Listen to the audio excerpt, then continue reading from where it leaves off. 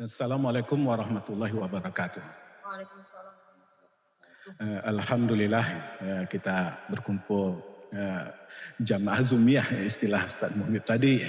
Mudah-mudahan apa yang akan kita sampaikan hari ini dan apa yang kita dapatkan dari narasumber yang lainnya sebagai bentuk pencerahan dalam pembelajaran bahasa Arab dimanapun kita berada. Ya. Adapun tema yang diminta ke saya tentang sisi pembelajaran nahwu, ya, berbasis hot taklim nahwi fi daw maharat at-tafkir al-ulia. Tentu dalam masalah ini kenapa istilahnya kita dalam bahasa Arab tidak bisa menyepelekan nahwu, karena secara teori nahwu merupakan abul ulum al-arabiyah. Next, abul ulum al-arabiyah, atau ungkapan ahli bahasa yang lain, nahwu itu ibarat hajatut ta'am ilal milh, ya, istilahnya kebutuhan makanan kepada garam. Bagaimana rasanya makanan tanpa garam? Tentu hambar. Begitu juga pembelajaran bahasa Arab tanpa nahwu tentu hambar sekali. Istilahnya bisa jadi rusak pembelajaran tanpa nahwu. Itulah kedudukan nahwu dalam pembelajaran bahasa Arab. Kemudian dalam sejarah pembelajaran nahwu banyak sekali perkembangan yang terjadi. Kita lihat proses awal-awal istilah nahwu muncul. Bagaimana Abul Aswad Ad-Du'ali tatkala melintas istilahnya bertemu dengan seseorang tatkala membaca Al-Quran, innallaha bari'um minal musyrikina wa rasulihi. Begitu dia baca, tentu kaget Abul Aswad Ad-Du'ali, karena itu akan menyalahi arti, menyalahi makna yang dimaksud oleh Al-Quran itu sendiri. Seharusnya wa rasulahu. Hal tersebutlah dilaporkan kepada Ali bin Abi Thalib, istilah mulainya istilah nahwu. Ya. Kemudian juga ada muncul setelahnya al-madaris an-nahwiyah, aliran-aliran nahwu. Tentu dengan aliran nahwu banyak sekali perkembangan madrasah Basrah, madrasah Kufah, Baghdad, Mesir, kemudian yang terakhir Andalus. Di antara aliran-aliran atau madaris nahwiyah ini, satu di antaranya kadang-kadang saling ngasih masukan, bahkan mengkritik. Ya. Di antara kritikan yang muncul adalah dari tokoh ahli nahwu juga dari Andalus, yaitu Ibnu Maddo al-Qurtubi. Next, Ibnu Maddo al-Qurtubi. Kemudian Ibnu Maddo al-Qurtubi bahkan istilahnya menemukan sisi-sisi yang aneh dalam pembelajaran ilmu nahwu, sehingga beliau banyak sekali kritikan tersebut beliau tuangkan dalam sebuah buku Ar-Raddu 'alan Nuhah. Pola yang dilakukan oleh Ibnu Maddo al-Qurtubi juga diikuti oleh ahli bahasa kontemporer, termasuk Syauqi Doif. Bahkan Syauqi Doif ingin memformat ulang pembelajaran nahwu, teori-teori nahwu dalam bukunya Tajrid an-Nahwi. Itu Syauqi Doif. Tentu dari sekitar dari perjalanan nahwu dari masa ke masa ini bisa kita ambil kesimpulan. Ya.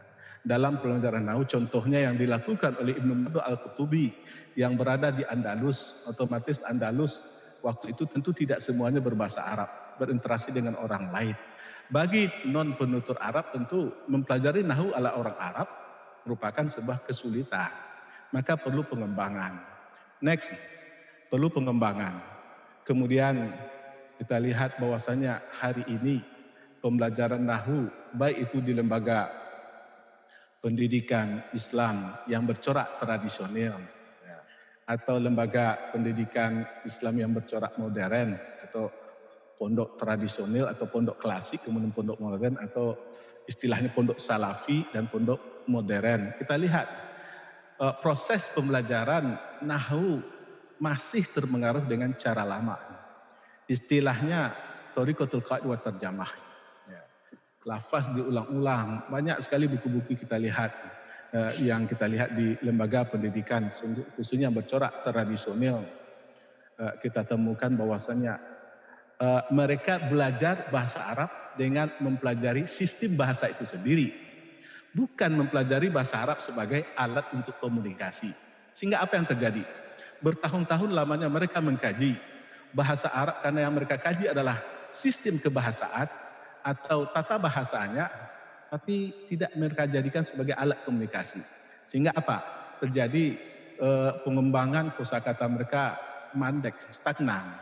Karena dengan sistem lama tersebut, seseorang tidak akan berkembang. Nah, itu yang terjadi di masih banyak khususnya di Asia Tenggara, masih bercorak demikian. Mengajarkan bahasa dari sistemnya. Sehingga padahal dulu sudah dikritik, termasuk yang mengkritik adalah Ibnu Maddu Al-Qurtubi di Andalus.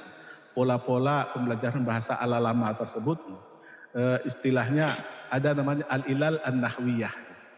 Contohnya mubtada itu marfu'. Sebenarnya bagi Ibnu Maddu Al-Qurtubi cukup mubtada itu marfu', enggak usah dilanjutkan pakai ilal nahwiyah wa alamatu rafi'i ini. Seakan-akan itu dihafal tuntas oleh para pembelajar bahasa Arab. Seakan-akan bahasa itu. Bahkan hari ini juga perlombaan kitab kuning masih diwarnai dengan cara lama. Tentu ingin menjenuhkan, sudah banyak penelitian, baik itu dosen, guru, bahkan mahasiswa sendiri, bagaimana persepsi mereka dengan pembelajaran bahasa Arab yang dipelajari sistemnya. Amat menakutkan sekali bagi mereka, butuh waktu yang lama.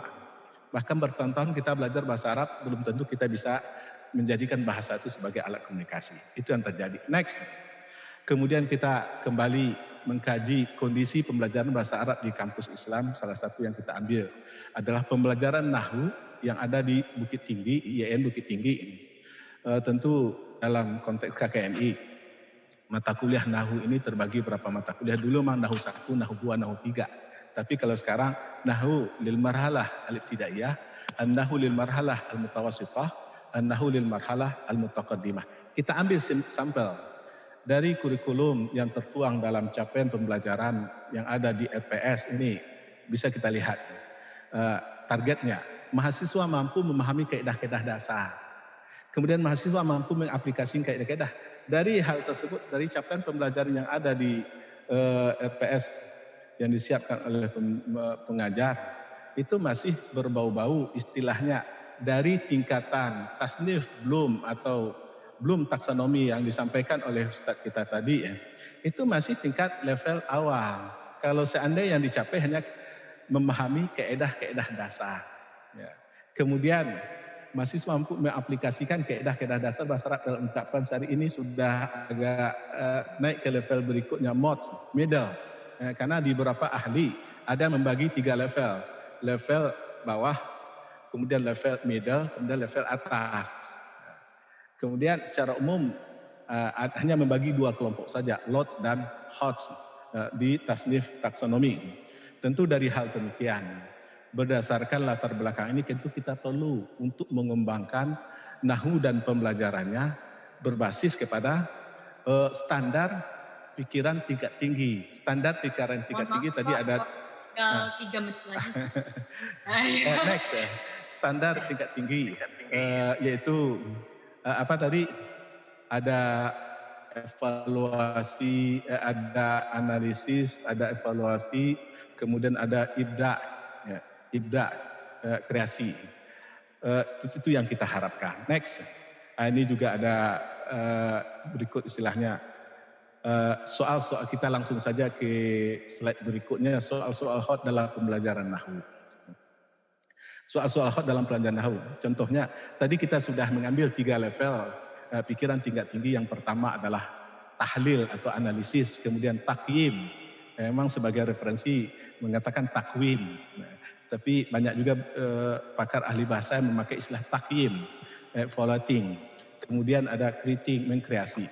Contohnya di sini ya, pertanyaan-pertanyaan yang berhubungan dengan aspek analisis. Nah, ini bisa kita ambil contoh. Mal farqu bainal af'al al-mawjudah fil qaimah alif wa ba.